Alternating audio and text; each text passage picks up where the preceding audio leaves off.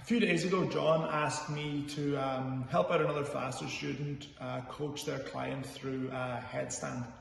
And I'm really glad John did, because the video he took, he posted up and he hashtagged it HANDstand.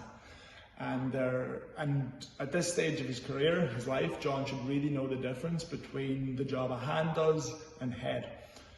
But it does bring up one interesting concept for training balance in general, whether it be upside down or not, is there's too much emphasis on the anatomy in the body, the anatomy in coaching these positions. So you've all probably heard when you go upside down, squeeze your core, if it's a handstand, finding alignment, all of that.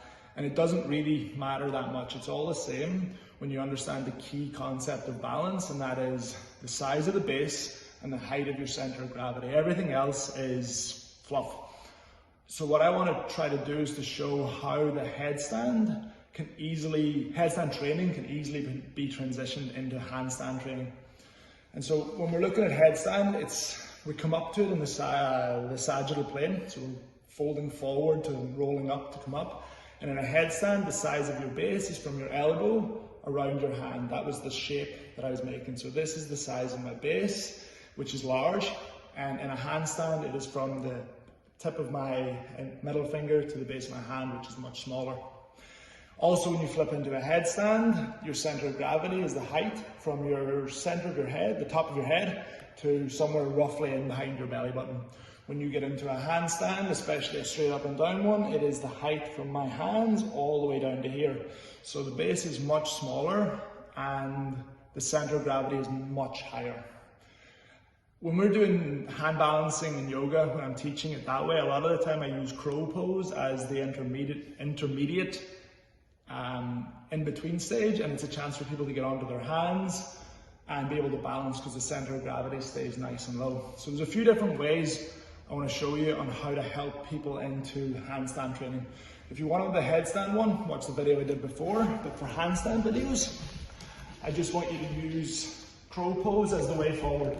Crow pose starts by placing your elbows into your triceps and your hands on the ground.